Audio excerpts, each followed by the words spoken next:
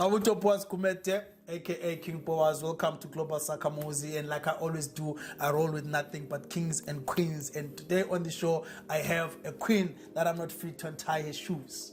I will allow her to introduce herself. Welcome to the show. Thank you. My name is Felicity. I am a public health practitioner and SIHR expert. I am from Gobulawayo, city of King and Queens.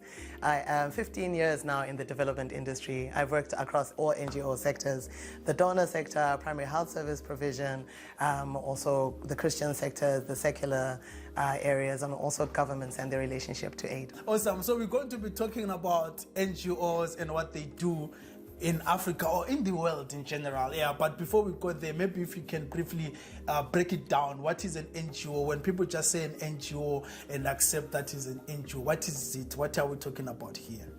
An NGO is a non-governmental organization. I very much laugh at the fact that we've accepted this terminology.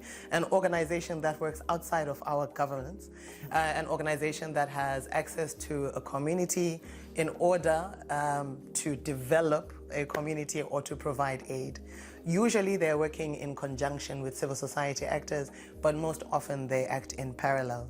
Personally, I have a struggle with the identity of an NGO simply because of their history.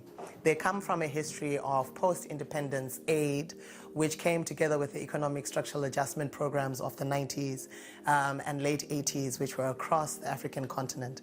They were a vehicle for a way for organizations, entities, parastatal entities, and countries of the global north and in the west to continue a relationship with Africa outside of the government agreements which were currently in play at the time. So they're really a vehicle of neocolonialism, to be honest. And this is not to take away the great work that is done by many, many organizations out there, but it's definitely something to acknowledge in the history of where these organizations came from. All right, yeah. So one of the primary jobs of an NGO is to collect information or is to have research about all these different aspects. Where does this research go? Who uses this research? That's a great question. Yeah. I think we also have to be careful about what we define as research. There are two types of research. There's the scholastic version of research where you go to university. In Zimbabwe, we just came out of the Cambridge system of education. So there's research aligned to those Western types of institutions. And then within the NGO industry, there is the research which is embedded in the information that we are taking out of the communities we serve, in air quotes. So this can be something as simple as quarterly reports, it can be M&E surveys, it can be demographic data, it can be annual reports. There's an amazing and immense amount of data which comes out of our organizations, which we're supplying to these non-state and non-governmental actors at any given time. And that's an important source of information that we really should be looking at ways of capturing. Because who is it helping if all that information is going to the donor agencies? And we are all aware that the donor agencies exist outside of our countries. What does that mean for us? What does it mean for our body of education, our learning about ourselves? How does it mean in terms of our ability to address social issues which affect us as people? What does it mean for our identity as people of the global majority? So is there a way that the government can tap into this information and find it to be something that is useful, that it can use? And also, I understand that most of the times there is a cat and mouse relationship between the government and NGOs. Maybe what is the cause of this friction between these two groups? That's a big question. Yeah. I think, first of all, governments need to invest in education in general. So I'll start off with the typical education systems, the traditional ones. We need to have a far higher education budget. It doesn't matter in which country you're in Africa. Our own education systems need to be revolutionized. We need to move beyond our traditional current syllabus. We need syllabus that relates to the people, their context. We need a syllabus which is locally created and locally owned and solves local issues, but also is applicable to the global environment and the capitalist landscape that we operate in. Additional to that, the government needs to provide education budget or research budget for those non-institutional actors. So those are civil society who are bringing in their stories, their research, and to also recognize that research and that data and that evidence as equal and comparable to what comes out of academic institutions. Additionally, we have the kokos in Kai, the kokos in Cholocho, and the oral traditions that we have. And this is to move away from also this idea that we are a non-writing peoples or non-writing cultures. We have amazing and multiple ways of writing and researching and recording events. It's not just the fireside storytelling. It's also the stories we've written on our caves, our rock paintings, our art, our pottery, our sculpture. There is an immense wealth of information, data, and evidence that we deal with, transact in daily, that government could do far more in terms of financing and creating safe spaces for that data and that information and that research. To first of all recognize it as information that is valid, and also to create a space where it can flourish, where our artists are given funding and they don't have to be selling works of art to tourists and external markets, but where they can be creating art and stories and evidence and research for their communities where we're speaking to ourselves. Finally, we also need to find a link between the data and evidence which is within NGO reports. The amount of externalization of our information that we do is ridiculous. We are giving away our real-time demographic data eternally right now to countries who are far more economically advanced, in air quotes, than us, and who hold political power over us. So if we are to be strategic as a people, we need to also tap into that information. There shouldn't be data that leaves our countries, which is outside of our benefit as a peoples. And that is problematic. People, unfortunately, NGOs have created a relationship where they are in opposition to government. In fact, we've now created a culture where we pride ourselves of being separate from government because government actors are seen as the bad guys. And yes, they are bad guys, they are bad governance, we have a crisis of leadership. This is true. But it is also true that if we are not able to keep our information for ourselves, so invested in institutions, in our museums, for instance, our national museums, that's an amazing institute that should be able to tap into that knowledge. But we don't do that. We don't even recognize that a greater part of the whole development industry is creating information, research, and data every single day. All right. Yeah. You're talking about the trillions of dollars that have been used in different aspects of running NGOs ever since they started. What can we do to benefit now from the amount of research that has been put out there? And also, going back to the government funding research, I think we have South Africa and Egypt. They are the ones that are close to 2% of their budget being directed towards research. And I have a problem with this research because this research simply researches or adopts what China, America, or whoever else has produced, and then we do not have initial concept to say this is what we want to do. We take that idea at a certain level because that 2% is not enough to sustain like a conceptualization, development, and then a fully flourishing investment. Is this money misdirected? And what can we do with the 2%? If we're to use it in a way that will benefit us and our systems? Sure, that's a big question. Yeah. It's a big question. I'll start with the 2% itself. Yeah. I think indeed you're right, 2% is far too low. There definitely has to be an intentional increase in that number by itself. But I think what you're asking goes to the core of what we prioritize as a society. Unfortunately, right now, the majority of countries are working on very fragile economic grounds. So the NGO industry in itself is creating a funding stream.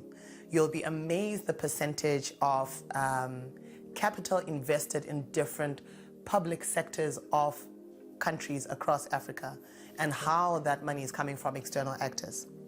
For example, our health budget in Zimbabwe. When I was working in the system, 80%, and this is between 2009 and 2014, 80% of our national health budget was held by PEPFAR. That's an American institution. No. So you can imagine the amount of power that has over a government and the decisions which are made on its population and also what to study. what is important in terms of the information that is being taken from that community. So as players within the space, as institutions who are working in that 2%, we have to determine what are the real struggles outside of where the money comes from. And that's a battle. That's why we need to localize our research. It cannot be that we're depending on such a small fraction from a local country government when it comes to research, and the other 98% is from external players when it comes to our research and the funding around the information we collect. We need to be able to have independent sources of study and independent forms of research and challenge the current hegemony and dominance of Western academia, Western ways of thinking, Western ways of defining the world, and Western priorities of what they see as the problems of Africa. Right now, because we don't have control of our budgets for very basic civil goods, then we cannot prioritize for ourselves what's important. So we first have to heal and fund ourselves, fund our public institutions in a way that provides space for the luxury of research. I think something that people also are shy from saying is that in Zimbabwe, as an example, we're struggling for electricity, water, food, transport, the basics. Therefore, the time to do meaningful research and well-funded research, that is a tertiary issue that comes much later. So if we do not fix the foundation of our public service infrastructure, it doesn't even give us a foot to stand on when it comes to the kind of research and the important research we need to be doing. We will forever be leaning on external factors and external actors who have their own interests at heart. Oh, awesome. Now, with everything that you've said, and the major player here is the government, how can the government approach change to research? And also, one of the things that education has been put in a place where it's almost like a static. Yes. But we do have other forms of getting this information or researching and qualifying it as something that is meaningful, that makes sense. What do we do with what we already know? Because we have so much knowledge that we already know, but it's not being used because we are still waiting for a Eurocentric perspective to come in and tell us like, okay, you can use this, or this is what we can apply. What do we do to move away from that? And also, how can the government help in making sure that these are things that are tapped into, because they are the closest to these situations compared to an NGO that is headed in Hague, that is headed elsewhere.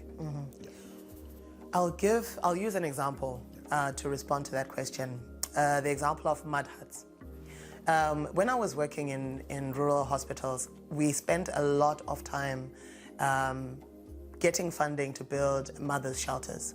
So women would have to travel long distances in order to access primary health care or maternity care. And so we'd need to find housing for them. And for that, we needed bricks, we needed the asbestos. Sometimes we needed asbestos because we still use it in large parts of the country. Cement, all of these very non-degradable and extremely sometimes toxic substances, expensive substances. Whereas we had all the wood which was around us, we had all the mud which was around us, there was absolutely nothing to stop us from building mud buildings which would act exactly the same, which wouldn't need an air conditioner for cooling. We had to source air conditioners from all the way across in South Africa. Whereas we had all the materials around us and we could have built those shelters ourselves. But we didn't because we thought that we have to have a brick structure with glass windows. So it is about recognizing the resources we have, recognizing that we are the center of our existence first. And so if we can recognize what do we have that we need for ourselves, and we work with that, take that first step, that will help us then determine what are we even researching and what type of research is important. The stories we used to tell, fireside stories, were always related to what is happening within the context. There were stories of caution, there were stories of advice, sometimes they were just to keep the tradition and the histories of the people. We've lost touch with that as much as we've lost touch with the fact that we have mud and pole in our environment. Yep. The leap that one needs to make from having a concrete structure to a mud structure, and the leap one has to make in terms of understanding the importance of our traditional stories and our histories and our culture and the role they played in the social fabric of society. Yep. Those two things are the same. We're currently existing in a world where we are separate to our lived realities, where we're aspiring to a thing that might not necessarily even be good for us. So to keep it simple, to keep and use what we have at our hands right now, that's, I think, what would solve that gap. All right. You talk of the structures that might have been built in terms of the hearts, and then we have a competitive structure, which was supposed to be the brick one, having asbestos and all these other elements. And at the end of it all is that we aspire to this urbanization, which is pushing away people from who we are, the same way that it pushes away us also from the knowledge, from the knowledge source, because ugogo was something that was important in our culture, to say he's the one, she's the one, or ukulu, she's the one, or he's the one who has knowledge, wisdom to help us. Is there anything at family level that can be done to make sure that we preserve who we are and we are able to understand our own power, our own strength as a continent? Because I believe that the whole of Africa, whole of sub-Saharan Africa, understand this storytelling and information being passed from one generation to another in different methods. Yeah, sure, that's a complex one and also a very simple one. Yep. I think what we can do to save our family, first of all, is to respect our family. We are a community of people which has so many external attacks. The first and primary attack is economy. Across the continent, we are all striving in different ways to just find a living. And that means a lot of us are displaced, a lot of us are not living in our homes. A lot of us have families which are split across, say the husband goes to work somewhere else and the wife is left at home. So long as we have not solved the economic problem, we won't create a stable family for our society. So I just want to put that there as a first and front line. Additional to that, there's a need for us to start valuing the little opportunities that we currently have. We have social media right now. WhatsApp has a life of its own. And we're telling a lot of stories within that. There's a video of a young man in a mine. I will share it with you. And he is simply using his phone to record his surroundings. And he tells so much information. He's a makorokoza. It's a completely informal mine. You can see there's no safety gear. There are sex workers everywhere. There's child labor, evidence of child labor all over that clip. And he's telling an important story. He himself might not even be aware that he's telling it. He definitely has main character energy in his clip. But we have our tools which we can use to tell our stories in the simplest ways possible. But we need to be able to capture that and value it for ourselves.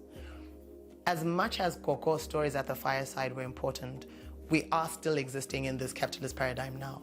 We still have makorokozas, and they have their lessons and their adaptations, which they have to share with the world. We are a society which is on the brink of climate disaster, economic disaster, cultural disaster, where we have all these external players, NGOs coming in, but also churches. There are multiple factors which are tearing us apart, but we're still surviving. We're still managing to stay alive, just the basic. And that's a lot of information and a lot of wealth which we're not tapping into because we're in such a survival mode. We don't realize that that takes brains, it takes intelligence, it takes adaptation, it takes agility. To still make it and be a makorokoza, no one studied in school to be a makorokoza. Makorokozas hold an amazing, immense wealth of information on adaptability, enterprise, mining skills, geography, that we could learn from, but we don't even recognize them as the archives of information. They exist in their bodies. So it is to be a bit more out of the box in our thinking in terms of valuing ourselves and valuing how we see each other in the small ways which are accessible to us, and then sharing that and telling those stories with our main character energy. We do not have main character energy. Yep. A last one on that, and I'll say this as the NGOs who are interfering within the social fabric of society across Africa. Yep. I work in the reproductive health space. That is dealing with the family unit at any given point in time. If you're going to determine how many children a family will have, if you're going to say that a young woman has to make a decision by herself and exclude her from the religious leader, exclude her from the teacher, exclude her from her gogos, her aunties, what are you doing to that society? What are you doing to the men who are not seen in any of the programs that we're running as NGOs? What does that mean for that society now, where you have women who are given scholarships for schools, who are told they have to make decisions by themselves, who are told that their teachers, their parents, and their religious leaders are bad people, who are taught that men, gender-based violence, bad? What does that mean when that generation grows up and turns 30 years old, turns 40 years old? What are we doing to our children, and how are we allowing that to remain? How can we transform that way of working? Why did we accept it in the first place? I think there is a need for us to go back to the basic, go back to what is real now. We have the macro causas. At the same time, we have the cocoa. That's a complexity, but also an immense wealth of information. And then we have these outside actors. What does that mean in our engagement with them? Right. You spoke of a family unit, and typically when we talk about a family, we're talking of a man, a woman, kids, grandma, or uncles, and all that, those people that are extended. And there's been, over time, what seems like breaking down of the family for different reasons. Some of these things are forced on us. Some of these things just happen naturally. Yeah. And in all this, I believe that I'm speaking for all men. There's a neglect of men. No one stands up for men. We are expected to be strong all the time. We cannot be vulnerable, otherwise it's used against us. Is there anything that NGOs are doing for men, or why is it like men have been neglected by the NGOs, if they are for the family? That is an important and troublesome question, and I'm going to get myself into a lot of trouble. I think with NGOs, what's interesting to see is the greater majority of the work is focusing on women. I do this myself. Women and vulnerable groups, and then men across the African continent are invisibilized or seen as the perpetrators of harm. And I think that is something very intentional, and we don't question it. A lot of the NGO programming that we do, we've accepted it as the norm. As much as we've accepted English as a language, as just the general language, as much as we've accepted that a non-governmental entity exists and is fine. We have accepted the ways of working of NGOs without questioning them. And you'll find that a lot of programs exclude men on the continent. However, when you go to the donor institutions and the donor governments, when it comes to who is sending out the money and who owns the money, the greater majority of people sitting at that table is white men. So we have to interrogate why a greater majority of NGOs working on the continent exclude the black men, and why, when it comes to the decision of whether there's funding or not, we're talking to external governments who are primarily men, and most of them white. And we go back to the history of the NGO being a post-colonial entity, something that was created in that transition with the World Bank and the IMF and economic structural adjustment programs, in a time when Europe and the West didn't want Africa to be giving them the trouble they just did with independence struggles. So we have to look at the political history of NGOs and the relationship of NGOs with African men. Having said that, there's also the societal problems we bring when we only focus on half of the population and problematize the other half of the population. So you're putting all your resources towards the women, which means the women are the ones who bear the responsibility for society.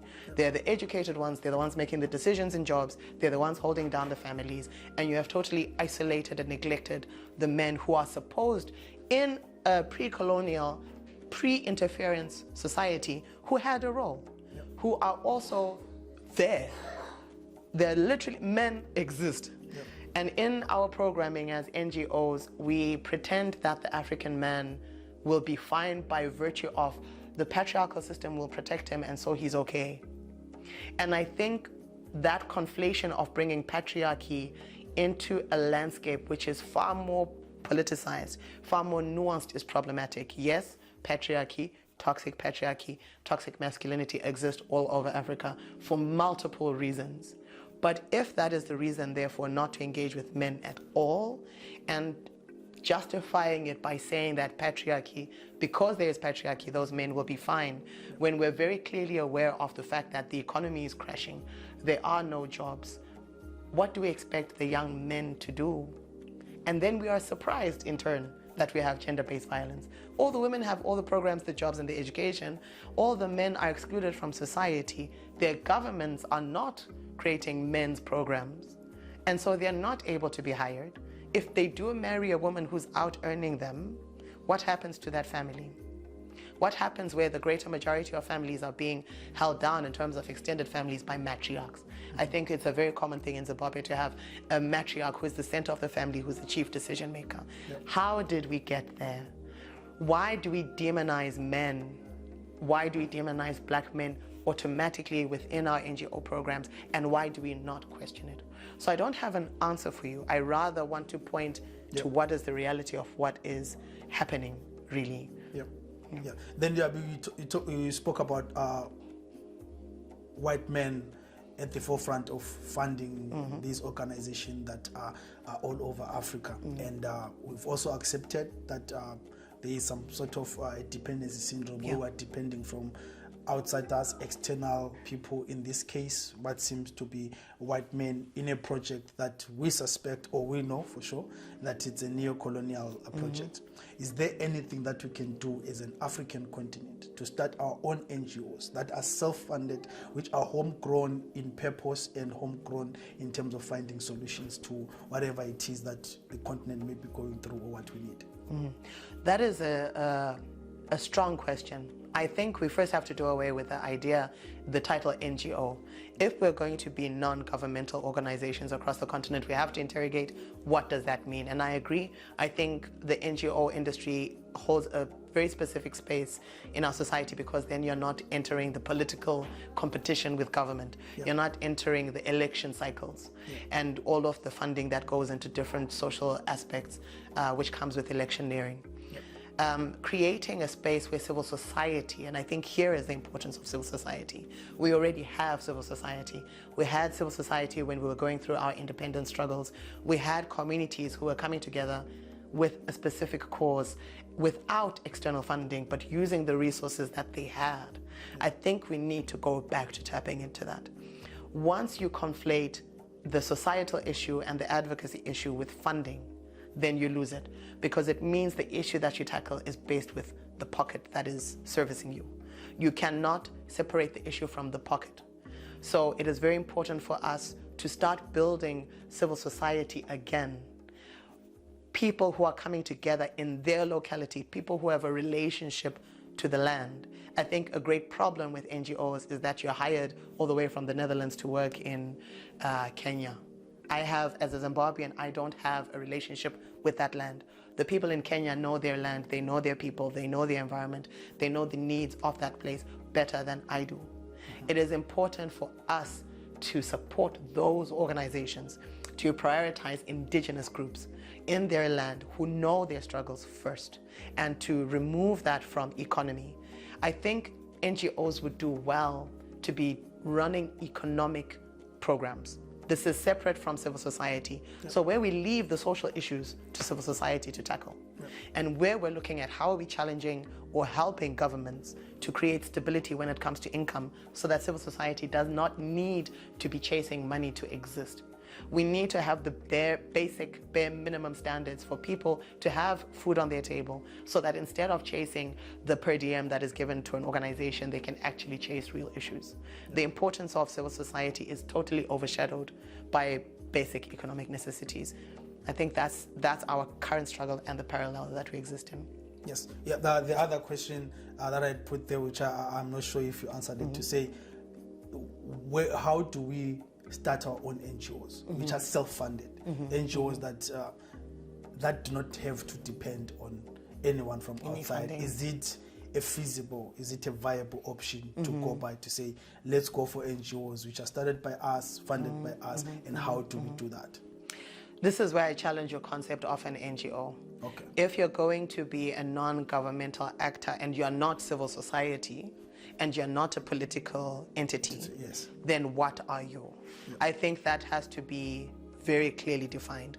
I think starting social service, social justice, social activist organizations is something that is possible. I think Nigerians are very good at this. There is a model, they call them social enterprise units, where they are self-generating. So you'll have a group of young men who have barbershops. So they're earning an income, and then they use that money to service the need that they have in their community. That's a self-starter that is simple, it's locally funded, they have a source of income based on their skills as a group, and then they're able to translate that to whatever issue they have. You can only do that in a country that has an economy. You can only do that in a country where you're able to be barbers, where you make enough profit to do something on top of just paying your bills and eating. And I think that is a struggle for us as Zimbabweans, that we are far too deep in the struggle for survival to be able to create a viable NGO without needing to rely on money from somewhere else, from economy that is external. There are businessmen, you have our millionaire businessmen, but they are so embedded in external capitalist structures that it becomes difficult. I'm thinking of Econet, for example. Yep. Unless they start becoming donors and creating a funding chain which is matching the funding which exists for NGO organizations, that might be a possibility. Our current issue with that is that because they have become so embedded within this capitalist framework that we're working in, prioritizing the needs of small communities at home is not necessarily their most highly profitable budget line. They do scholarships here and there, but I think far more can be done with our few Zimbabwean millionaires who exist. All right. Yeah. But talking of Strive, not to throw anything or shade on Strive, he's also part of, is it the Rockefeller or the Bill Gates, whatever Institutions foundation. of capital. So as someone who's as powerful as he is, he's one person who could have easily went back to where he comes from if he really wants to give back and identify those solutions and serve them in a better way than waiting for a system which was already set up. It doesn't look like it's a genuine pursuit to try and meet those needs of people in that space. I will not let you go without sharing with people, because I understand that you are a feminist, but an African one. Yeah. So let's break that construct. What makes your type of feminism different from every other feminist that is out there? Yeah. Oh my goodness! Now that one, I'm also conflating, and I'm moving between being a feminist and a womanist, and also these labels. Why do we even need the labels? Yes. Being an African feminist or an African womanist is close to my heart, simply because I believe in remaining rooted in the history of our people. And that's not just the colonial history and going and being worried about what whiteness has done and the decimation that has happened across Africa in the last 600 years. I want to go beyond that and before that. We were existing as people who have something to contribute to the human archive. And I believe recapturing that knowledge is important for us to go into the future as people who have main character energy. I think as Africa, we have such a wealth of wisdom, adaptability, creativity. We have architecture, we have music, we have medicine, we have systems of governance, we have roles for people, we have rites of initiation. Right now we are living in, for instance, as a Zimbabwean, we have a crisis of what an adult is. We no longer have a moment where a person transitions from being a child to an adult. Even in our political papers, 35, we have the age of majority is contested in multiple ways, and we're often not even seen as adults until we have achieved undefined position in society. So you lose a lot of young voices. Yeah. We had a way of dealing with that in the past, and we've lost that. We had a way of healing ourselves. A man could not go into battle and just come back into a community. They had to be cleansed first. Yeah. We've lost that. So we have a lot of trauma within our societies that is not dealt with. We don't even know how to deal with trauma. We don't even talk about the violence that we are continually experiencing every day. It can be structural violence. The fact that you don't have money to send your children to school, that is violence. Yeah. And that has an impact. That impact lasts generationally. We had a way to deal with trauma. We've lost those types of ways of working and that information. So when I say I'm an African feminist and an African womanist, I am seeking what was before the shrinking of our civilizations. I want to go back to the knowledge, the wealth of knowledge, and to bring that back and to use that as a tool to combat what we're facing now in the world. That's why that's important to me. And that's why even the terminology, whether one calls me a feminist or a womanist, is irrelevant to me, because those are very young terms. My rootedness is that I am African, and that's where I begin, and I begin with home. All right. If you were to leave someone with a book to read, which book or which books would you recommend? Sure. How the Other Half Dies by Susan George. How the Other Half Dies, Susan George. And The ISIS Papers by Frances Cress-Welsing. Those two books, I think, are amazing. A third one would be Sven Lindqvist, Exterminate All the Brutes.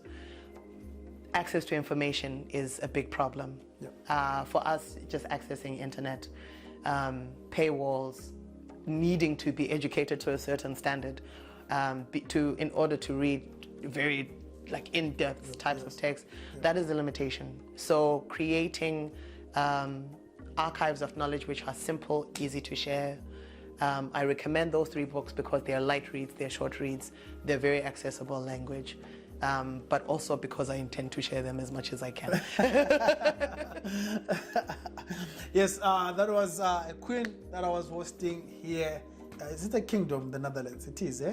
Unfortunately, yes. Yes.